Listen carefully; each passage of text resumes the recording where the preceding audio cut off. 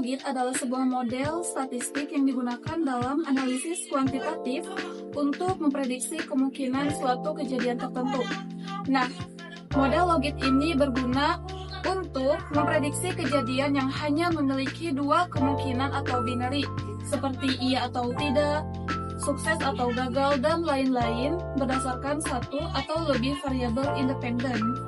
Sehingga model logit ini efektif untuk digunakan supaya memprediksi kejadian binary yang terjadi dengan tingkat kemungkinan yang tinggi ataupun rendah. Misalnya memprediksi apakah seorang konsumen membeli produk tertentu atau tidak berdasarkan riwayat pembelian, demografi, dan perilaku pencarian di sosial medianya. Nah, asumsi dari model logit ini yaitu 1. Kesalahan distribusi logistik, dan kedua, memberikan hasil dalam bentuk odds ratio atau rasio peluang. Di sini saya akan mempraktikkan langkah-langkah olah data menggunakan metode binary logistic regression atau logit menggunakan software EViews 13. Nah, langkah yang pertama membuat log file dan input data. Langkah yang pertama, buka EViews-nya terlebih dahulu. Ini sudah dibuka, lalu kemudian klik file, lalu pilih new, kemudian pilih work file. Nah, pada jendela work file structure type, pilih unstructured karena data yang saya tidak memiliki dimensi waktu. Nah, selanjutnya di bagian observation isi dengan 67 sesuai jumlah data yang akan diolah, lalu klik OK. Nah, langkah selanjutnya membuat series untuk variabel. Berikutnya, saya akan membuat variabel-variabel yang akan digunakan. Caranya, klik objek, lalu pilih new object. Kemudian pada type of object, pilih series. Lalu pada name for object, ketik nama variabel pertama yaitu Y. Lalu klik OK. Nah, lakukan langkah yang sama untuk variabel X1 dan X2. Klik objek, new object, lalu ketik 1, oke, objek, new object, ketik X2, oke. Nah, langkah selanjutnya input data ke EViews. Setelah semua variabel dibuat, kita blok semua variabel. Caranya pencet Ctrl lalu blok Y, X1 dan X2, lalu klik kanan, pilih open, lalu extrude. Nah, akan muncul jendela untuk input data, kemudian ke Excel.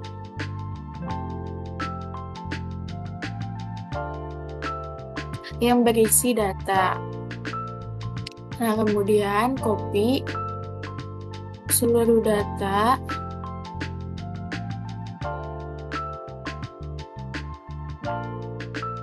sampai 60.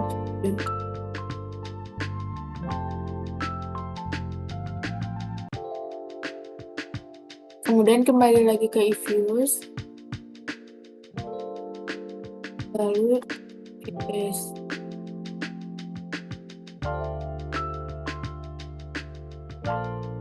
Nah, pastikan semua data sudah terinput dengan benar. Nah, langkah yang selanjutnya membuat model logit. Langkah selanjutnya kita membuat persamaan logit. Klik objek, lalu pilih new objek. Nah, pada bagian type of object, pilih equation.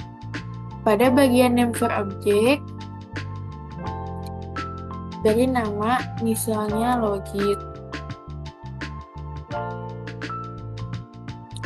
atau nama lain sesuai dengan keinginan. Selanjutnya klik OK. Nah, setelah muncul equation estimation,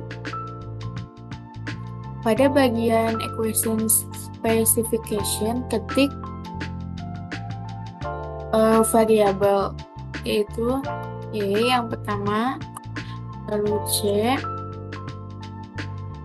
X1, dan X2. Nah, pastikan ini logit. Dan pada metode, pilih binary, choice, logit, probit, extreme value, lalu klik OK. Nah, jadi ini hasil dari olah data.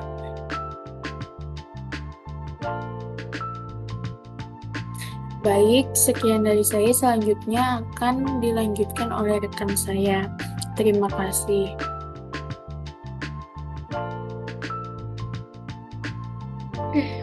Baik, selanjutnya mengenai interpretasi dari hasil pengolahan data logit yang telah dilakukan tadi. Nah, interpretasi yang pertama yaitu interpretasi probabilitas statistik. Nah, berdasarkan hasil pengolahan data dapat disimpulkan bahwa variabel X1 memiliki nilai probabilitas 0,5307 yang mana nilai tersebut tidak signifikan terhadap variabel dependen Y pada tingkat 5% karena lebih besar dari 0,05. Juga pada variabel X2 berpengaruh signifikan terhadap variabel dependen Y karena nilai dari probabilitas nilai variabel X2 yaitu sebesar 0,0000. Nah, maka dari itu lebih kecil dari 0,05, bahkan signifikan pada tingkat 1%. Lalu MC Vanden R-squared. Nah, nilai MC Vanden R-squared ini menunjukkan 0,545227. Nah, yang artinya variabel independen dalam model ini mampu menjelaskan variasi dari variabel dependen yang sebesar 54,52%, sedangkan sisanya 45,48% lagi dipengaruhi oleh variabel lain di luar model penelitian ini. Lalu, interpretasi prob LR statistik, di mana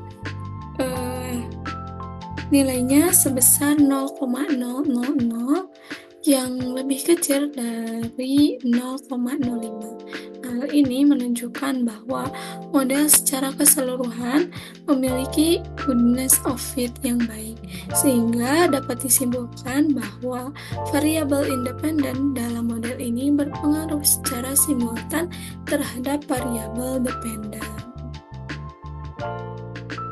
Setelah kita menginterpretasi output dari model logit kita, kemudian kita selanjutnya akan menentukan model persamaan logit kita pada kali ini.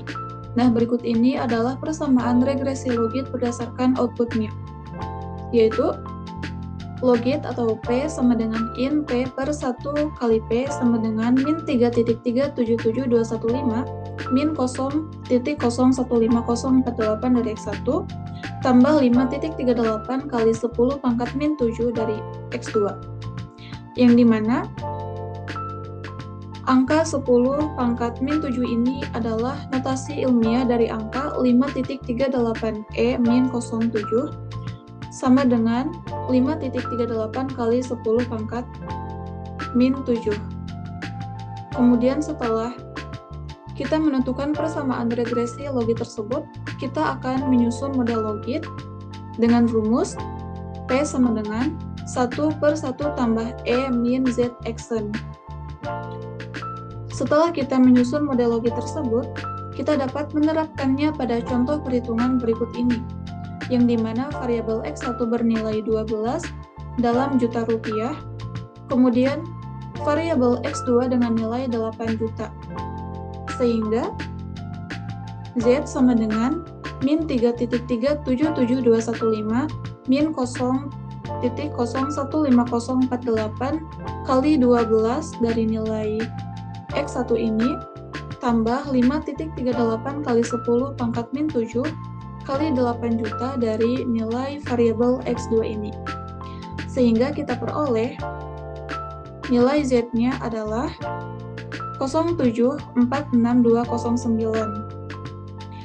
Langkah selanjutnya yaitu kita menyusun model probabilitas dengan rumus berikut ini, yaitu P sama dengan 1/1 tambah E pangkat nilai dari Z tadi yaitu 0.746209, sehingga kita memperoleh nilai dari model probabilitasnya adalah 0.6785.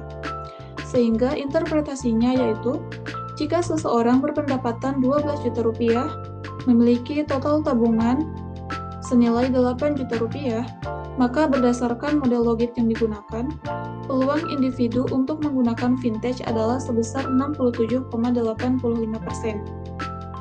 Angka ini menunjukkan bahwa dengan tingkat pendapatan dan tabungan tersebut, individu memiliki kecenderungan yang cukup tinggi untuk memanfaatkan layanan vintage, meskipun peluangnya masih belum mencapai tingkat maksimal 100%. Sekian pemaparan materi dari saya terkait persamaan model logit. Saya kembalikan kepada rekan saya untuk melanjutkan materi berikutnya. Terima kasih. Baik, selanjutnya saya akan menjelaskan mengenai bagaimana cara menghitung probabilitas seseorang menggunakan vintage berdasarkan model logit, serta bagaimana menyusun grafik pengaruh pendapatan terhadap probabilitas tersebut di Excel. Yang pertama, penjelasan model dan perhitungan. Pertama-tama, kita menggunakan model persamaan logit dengan rumus Z sama dengan min 3,377215 ditambah 5,38 kali 10 pangkat min 7 dikali 2 juta dikali pendapatan. Nah, sebagai contoh, jika pendapatan seseorang 2 juta rupiah, maka nilai Z dapat dihitung min 3,377215 ditambah 5,38 kali 10 pangkat min 7 dikali 2 juta sama dengan 3,377215 ditambah 1,076 sama dengan min 2,301215. Nah, kemudian untuk menghitung probabilitasnya dengan rumus P sama dengan 1/1 ditambah E pangkat min Z. Lalu masukkan P sama dengan 1/1 ditambah E pangkat min 2,301215 sama dengan P sama dengan 0,0905 atau 905%. Nah, kita ulangi perhitungan yang sama untuk berbagai tingkat pendapatan seperti ini 5 juta, 8 juta, 10 juta, 12 juta, 15 juta, dan 20 juta. Nah, hasilnya semakin tinggi pendapatan, semakin tinggi pula peluang orang tersebut menggunakan vintage. Nah, yang selanjutnya menyusun grafik di Excel. Setelah kita mendapatkan tabel probabilitasnya, jadi ini nih. Langkah berikutnya adalah membuat grafik Excel. Nah, caranya yaitu blok pendapatan dan probabilitas. Lalu pada menu Insert, pilih Charts. Nah, pilih yang keempat. Nah, jadi ini hasilnya.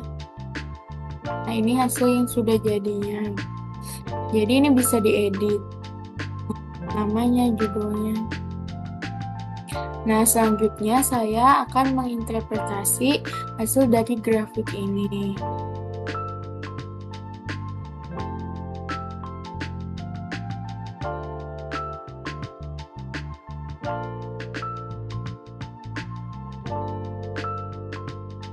Nah, baik, di sini saya akan menginterpretasi hasil dari grafik ini. Nah, untuk pendapatan 2 juta rupiah, probabilitas menggunakan filter sebesar 9,09% menandakan bahwa pada kelompok pendapatan terendah menggunakan filter masih sangat rendah. Selanjutnya, untuk pendapatan 5 juta rupiah, probabilitas naik menjadi 33,46%. Meskipun ada peningkatan, tingkat penggunaan filter masih berada di bawah separuh populasi. Selanjutnya, pendapatan 8 juta rupiah, probabilitas mencapai 71,68% yang menunjukkan adanya lonjakan adopsi filter di kelompok pendapatan menengah bawah. Selanjutnya, pendapatan 10 juta rupiah, probabilitas meningkat menjadi 88,11% menandakan bahwa pada kelompok ini penggunaan filter menjadi sangat signifikan. Selanjutnya, pendapatan 12 juta rupiah, probabilitas mencapai 95,67%, artinya hampir seluruh kelompok ini sudah berpotensi besar menggunakan filter. Nah, selanjutnya pendapatan 15 juta rupiah, probabilitas melonjak ke 99,9%, menunjukkan bahwa filter sudah menjadi bagian umum dari perilaku keuangan kelompok ini. Nah, lalu yang terakhir, pendapatan 20 juta rupiah, probabilitas mencapai 99,94%, yang berarti hampir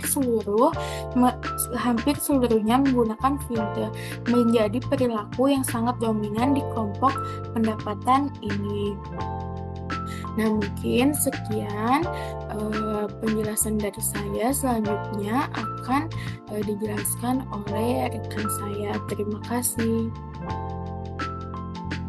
Regresi probit digunakan untuk memprediksi hubungan antara variabel dependen kualitatif antara 0 dengan 1 atau lebih variabel independen. Nah, dengan asumsi error berdistribusi normal. Contoh dari regresi probit yaitu 1. Memprediksi apakah seseorang pasien akan sembuh atau tidak, dan juga tingkat pinjaman mikro mempengaruhi tingkat kemiskinan atau tidak. Nah, asumsi dari regresi probit yang pertama yaitu distribusi kesalahan normal. Yang kedua, memberikan hasil bentuk probabilitas. Dan yang ketiga, lebih akurat karena normalitas lebih kuat. Saya Yanti. Di sini saya akan mengolah data probit. Yang pertama, kita buka EBIOS, terus kita pilih file, new, terus pilih log file. Setelah itu kita pilih unstructured. Karena data yang kita punya adalah 30, berarti kita tulis 30 di sini. Lalu klik OK. Setelah itu kita pilih objek, new object, dan pilih series dan tulis variabel y. Lalu klik OK. Setelah itu pilih objek lagi, lakukan hal yang sama. Lalu tulis variabel x1. Lalu lakukan hal yang sama lagi. Lalu tulis variabel x2. Lalu klik OK. Setelah itu kita klik Ctrl tambah A, terus klik kanan.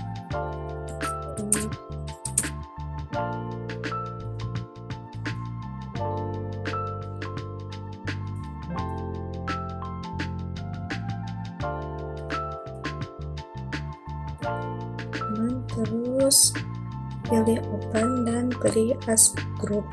Nah, setelah ini kita copy data yang berasal dari Excel.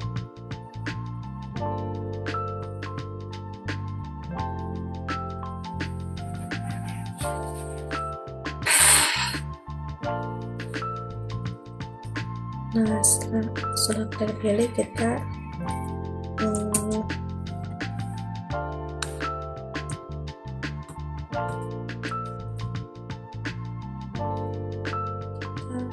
copy data yang berasal dari Excel di views.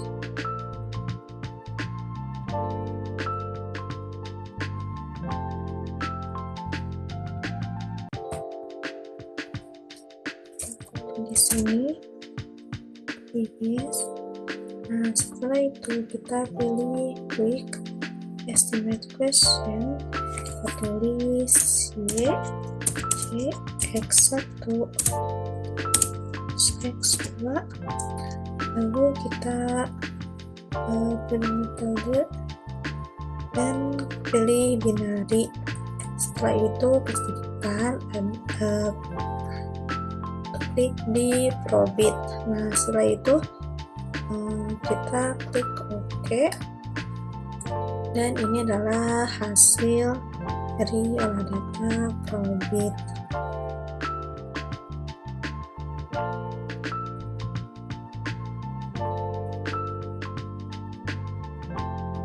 Baik, di sini saya Rizka Ajarani akan menginterpretasikan hasil uji olah data probit sebelumnya. Berikut adalah hasil uji olah data tadi sebelumnya. Maka kita harus memperhatikan yang diinterpretasi yaitu pada McFadden R-square dan juga LR statistik. Yang pertama, likelihood ratio atau LR ini dengan hasil nilainya yaitu 0,37567 dengan kesimpulannya yaitu H0 sama dengan variabel bebas secara simultan tidak signifikan. Dengan H1-nya yaitu variabel bebas secara simultan signifikan. Nah, karena nilai probabilitas LR statistiknya adalah 0,000766 yang artinya kurang dari 0,05, maka keputusannya yaitu menolak H0 dan terima H1. Maka dapat diartikan bahwa variabel IPK atau X1 dan SKS X2 secara bersama-sama dapat menjelaskan nilai variabel terikat atau kelulusan Y. Artinya apa? Artinya nilai ini signifikan. Secara bersama-sama signifikan.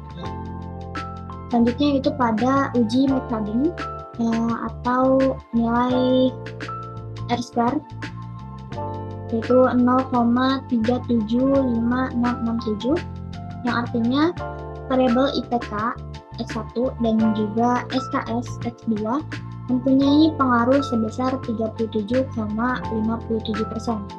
Nah, nilai ini diambil dari nilai McFadden itu sendiri. Sedangkan sisanya yaitu 62,43% dipengaruhi oleh variabel lain yang tidak dimasukkan dalam model. Nah, selanjutnya itu pada uji parsial atau uji Z. Di sini masih sama dengan kesimpulan pertama, variabel bebas secara parsial tidak signifikan, dan H1-nya variabel bebas secara parsial signifikan. Dengan nilai Z tabel pada alfa sama dengan 5% atau 0,05, dan juga bisa juga dengan membandingkan antara Z statistik dengan Z tabel. Nah, yang pertama yang perlu diinterpretasikan bisa dengan melihat nilai koefisien dan juga probabilitas pada hasil uji olah data tadi. Di sini dilihat X1 memiliki nilai koefisien 2,298570 dengan probabilitasnya itu 0,0067, dan nilai X2, koefisien X2 yaitu 0,075294 dengan probabilitas 0,4020. Artinya variabel independen ini tidak, artinya variabel di sini bisa dilihat variabel IPK nilai probabilitasnya jika lebih dari 0,05 artinya lebih dari 0,05 artinya tidak berpengaruh signifikan. Jika kurang dari 0,05 berarti berpengaruh signifikan. Di sini kan nilai X1-nya atau IPK-nya ini probabilitasnya kurang dari 0,05, artinya IPK ini tidak berpengaruh signifikan. Sedangkan yang SKS ini lebih dari 0,05 dengan nilainya 0,4020 probabilitasnya. Artinya SKS signifikan, sedangkan IPK ini signifikan kecuali SKS ini tidak signifikan, tidak berpengaruh signifikan. Nah, selanjutnya itu bisa juga dengan membandingkan antara Z statistik dan juga Z tabel. Yang pertama, perlu diperhatikan bahwa di sini yang diambil adalah alfanya dengan nilai 5% atau 0,05, maka perlu dijelaskan dengan kurva. Di sini ada kurva.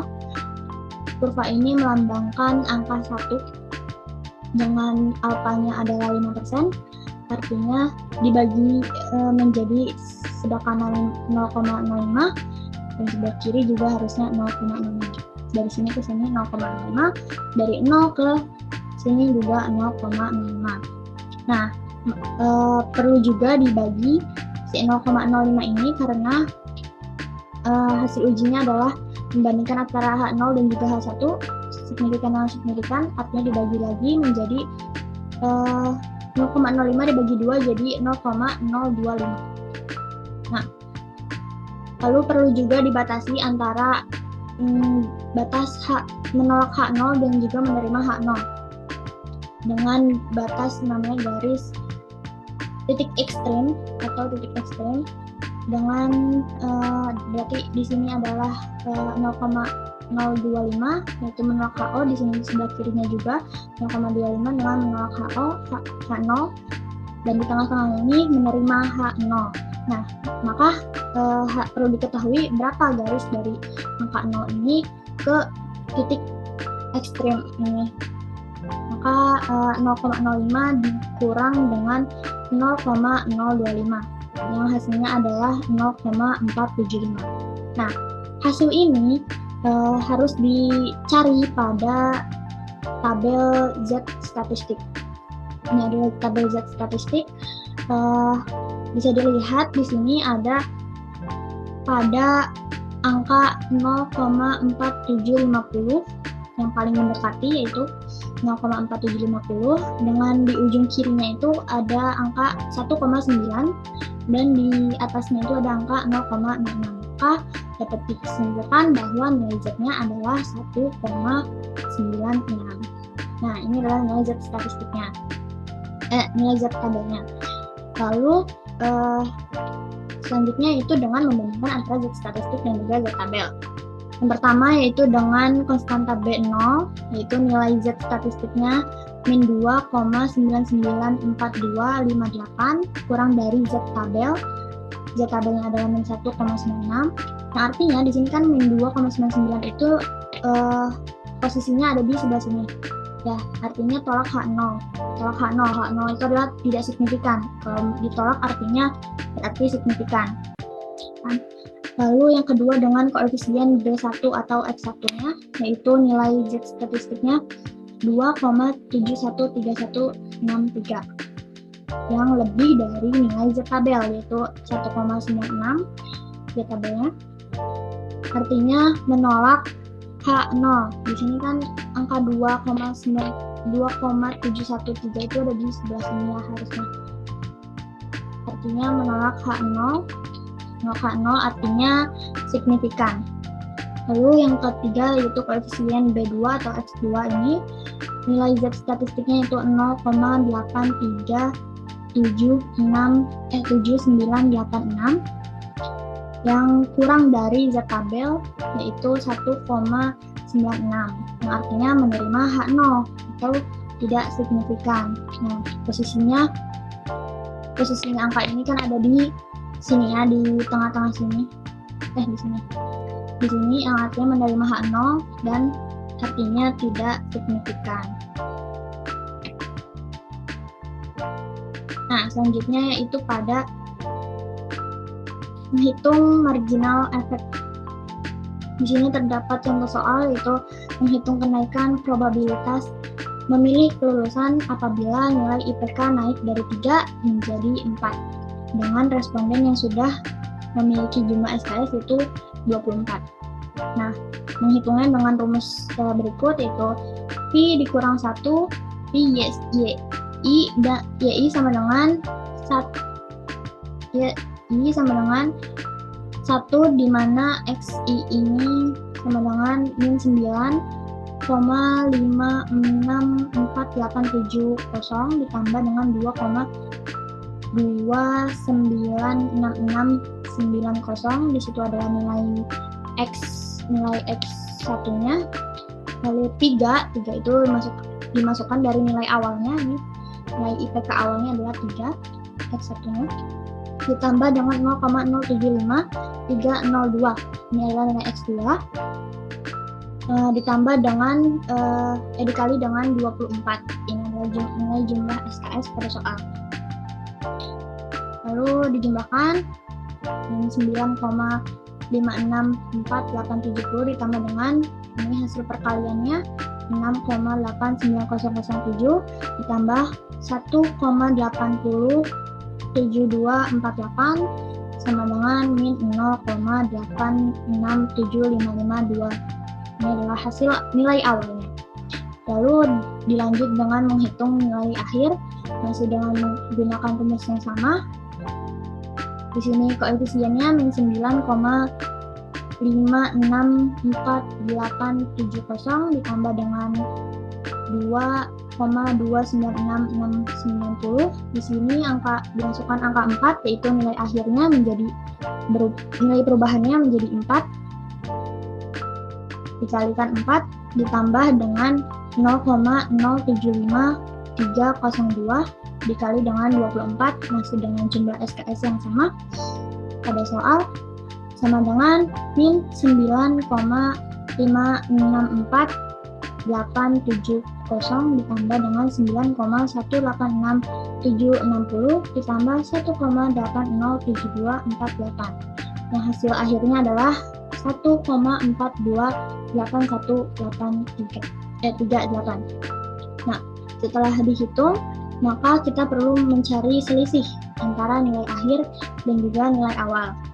Nilai akhirnya itu 1,428138 dikurangi dengan nilai awal min 0,867552. Maka hasilnya adalah 2,295690, yang artinya probabilitas lulus meningkat sebesar 229,57% apabila IPK naik dari 3 menjadi 4 dengan jumlah SKS tetap yaitu 24 SKS. Sekian yang bisa saya sampaikan. Terima kasih.